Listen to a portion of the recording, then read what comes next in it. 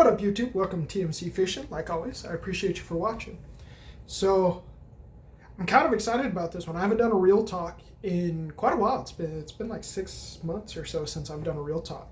The late spring, early summer fishing bite got really good, and then I just kind of kept rolling with it. And then now we're in the definitely the roughest time of year, and I kind of want to take time to explain why that is. And I've had a couple of people, couple of buddies of mine that are reaching out. They're like, hey man, like I'm fishing all day and it's just a grind and I'm not catching anything, and what's going on? And the main answer for that is the fall transition is now taking effect.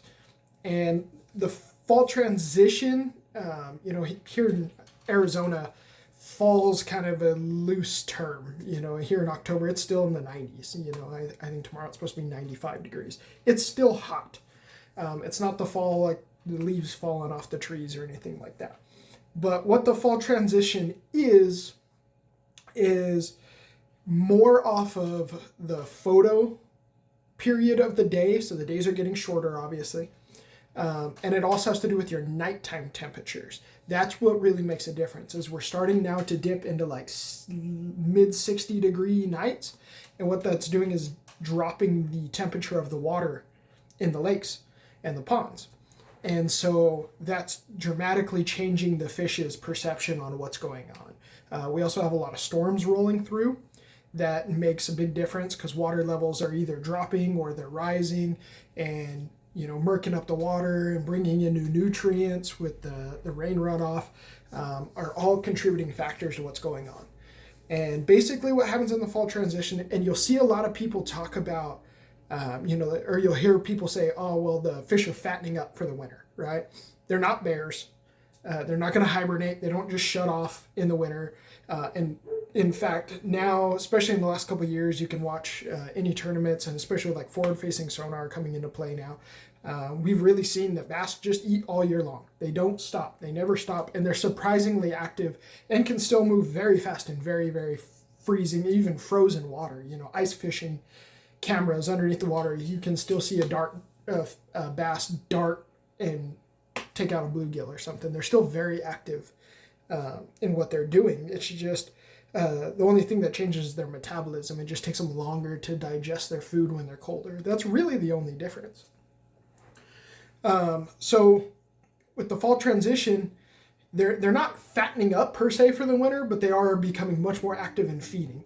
And that's just because the forage, your small bait fish, your shad, and your bluegill and stuff like that, are all becoming much more active. And now that the water temperature is dropping, all of the grass and algae and sludge and everything is dying now that the water temp is going to die.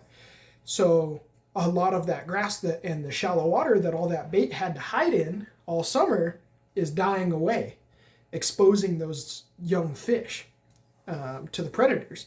So the predators are able now to eat much better and be a lot more active about it. And those fish are forced to get pushed out more towards the middle of the bodies of water, or pretty much anywhere. They're just herded basically by the bass and being able to get taken out, so the bass get to feed up. And so that's why this time of year the bite gets incredibly tough. And that's just because the fish go from being in a very stagnant state of mind, basically, where they're going to sit in the summer. They like to sit on their favorite piece of structure, whatever that may be, is whatever it's deep or shallow, and they like to sit and ambush bait as it comes to them, because the oxygen in the water is low because it's really, really hot, and generally the water level's down. So the fish don't want to exert a lot of energy because they can't breathe super well. Well, now they don't have to hang out on their favorite piece of structure. They can go, there's more oxygen in the water, and the bait fish are a lot more active. So now they can break loose of that cover and go chase down all those fish. But that means that all that cover that we used to flip and pitch all summer, the fish just aren't there anymore. They're out being incredibly nomadic because they're just chasing bait, which can harm or help you if you know what to target and what to throw. And it really comes down to knowing your electronics, and then if you don't have any electronics, it's a lot of paying attention to the birds, to weather conditions, will give you a big hint on where fish most likely are. If there's wind, you always want to fish the wind-swept side because it's going to push all the bait to that side of the lake or pond, wherever you're fishing. So really pay attention. If you see fish busting on the surface, they're there, right? So that's a big deal. And that's really why you're struggling, is because the fish aren't in any one place. It's not like the springtime where you have pre-spawn, they're moving up and you can catch them on main lake points. Then you can catch them on secondary points. Then you can catch them in the back of the cove and then back to the secondary point post-spawn, and they work their way out, right?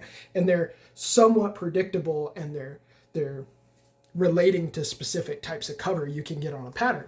Now they're just out there chasing bait. Wherever the bait is, that's where the fish are, and that's where you're looking. And there's a huge amount of bait at this time of year. If you go to the lakes, man, there's just bait everywhere. And that's the other thing, is just because you get on bait and you get on fish, that doesn't mean the fish is going to pick out your lure. There's millions upon millions of shad in a body of water right now. So trying to get your bait to stand out from the real thing, especially when there's so much of it, can actually be really, really tough. I had that very recently at Apache Lake. We got on a crazy bite. There's fish blowing up absolutely everywhere on us, and we couldn't buy a bite. The little bass would follow in our top waters. I was throwing a buzz bait. My buddy was throwing a walking bait. I tried a spinner bait. I tried all kinds of stuff, trying to separate myself from the bait balls, and there was just so much bait I couldn't do it. So trying to find the bait is first step. Next is trying to stand out, and we'll talk about that a little bit more in the future. But that's more or less what the transition is going to be. Now we're in the transition part. Now once we get into the actual fall, that's my favorite time. I love late fall fishing. So whenever we get into like here in Arizona, probably mid-November, when it actually does start to get cool, then it's going to turn into where the fish are a little bit more consistent in what they're doing. They're still going to probably be baitfish oriented, but the baitfish tend to hold up in a little bit more consistent areas. So if you're out on the water right now and you're really struggling, you're not the only one. I fished for 2 days this last weekend, and I don't have a video for you because I caught 2 fish in 2 full days of fishing and grinded. And even with me knowing what to look for and doing, I still struggled to make it happen. And so don't be discouraged. This is September, October's probably, I would say August, September is probably the worst months in the year to fish. Hopefully by towards the end of this month, it should kick back up. I'm really hoping. But that leads me into talking about how to either match the hatch or separate yourself from the pack. And really, you just got to decide what type of day of fishing you really want to have. Are you going to be more of a numbers guy and say, I just want to go out and I just want to catch a couple of fish and I just want to have a good time? Or do I want to go out and catch Big Bertha? Okay, because this time of year you can catch some flat out giants. I've seen some studs coming out of a lot of the bodies of water right now, and they're up and they're feeding and they're catchable. They're very catchable, but they're not catchable in the way that you traditionally think of. So this time of year, like I said, since they're very concentrated on bait, what's going on with the bait fish is in the spring, obviously everything spawned, right? Your shad, your bluegill, your main forage species, they all spawned, right? So the fish that were born in the spring, which is going to be the highest concentration of fish, so most of your bait balls, your shad and stuff, are this year's hatch. They're going to be very small. Even the bluegill, most of the time you can look around the local ponds and stuff, and all your bluegill are 2-3 inches, or even quarter size. They're very little because they're only a couple months old. And so the way to match the hatch and try and blend in with that is to downsize your baits. Instead of throwing like a traditional, like a 4-inch paddle tail, swim bait, or a 5-inch fluke or something like that you're trying to mimic a shad with, or even like a 3/8 or a 1/2 ounce spinnerbait, something that I throw year round, right? Downsize, throw something a lot smaller. I like flash. I like throwing like a very small, I've been throwing like a 1/4 ounce underspin with like a 2.5 to 3 inch little paddle tail on the back, because all of the bait fish right now are very tiny. They're young. And so throwing a bait that's mid-sized kind of stands out and it doesn't look right. Okay. And so, and plus the fish have seen it since the spring and all summer. The fish are this time of year have been incredibly pressured. Luckily, now we're getting into hunting season, so you're going to see a lot less fishing traffic and boat traffic because everybody's out hunting. But that doesn't change the fact that the fish have been so incredibly pressured and they're very educated at this point. They've seen a ton of lures. They've seen a spinnerbait 17 times, right? So really concentrate on, hey, let's step down a little bit. Let's throw something a little smaller than I normally would. Even if that's like a crankbait, if you want to power fish or whatever, throw something smaller than you normally would, a little smaller bait fish or shad profile. Okay. And that's going to be the other thing is you're going to have to power fish. Okay. This time of year, it's all about cover the water. The fish are super nomadic, so you don't know where they're at. So I don't throw a whole lot of like a Texas rig or jigs or something. I don't throw hardly any bottom contact this time of year. Just because it takes way too much time. You cannot cover enough water in the day to get on the fish unless you're super lucky and you just happen to land on them right off the rip. So I'm throwing tons of chatterbaits, spinnerbaits, cranking, paddle tails, underspins, stuff like that. Your whole goal is to just cover water. Okay. The other side of that is the fish that spawned back in the spring were full-sized adults, right? So now they've gotten a little bit bigger. So now you have big baits, right? You have big bull bluegill, big giant, big forehead, colored up, big giant bluegill. You've got big gizzard shad in a lot of the bodies of water around here, or even your threadfin shads can be 5, 6, 7 inches. I've seen big threadfins, this time of year. So rule of thumb, during the transition especially, is you're either going to go really big or really small. And so this is the time of year to throw like 7, 8 inch swim baits. I've got that 7 inches out dangerous, right? Line through. Perfect time of year to throw something like that. If you're going to throw topwater, throw a big walking bait, right? Throw something that makes a lot of commotion, a whopper plop or something like that.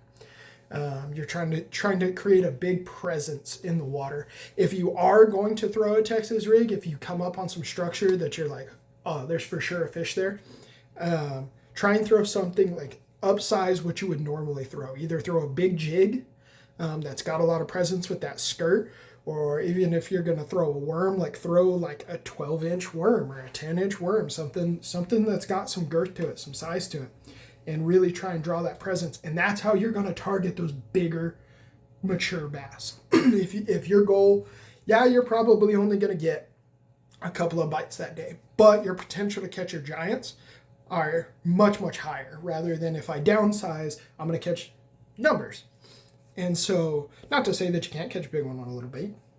Everybody knows that. But if it just really depends on what kind of day you're trying to have, whether you upsize or downsize. I'm going to talk a little bit about the specific baits that I would push. I'm going to give you 3 and 3. I'm going to give you 3 downsize, 3 upsize. 3 key baits, basically. And the main thing I'm going to say this time of year too, the number one bait you should have tied on regardless of what body you're going on is some form of a topwater, right?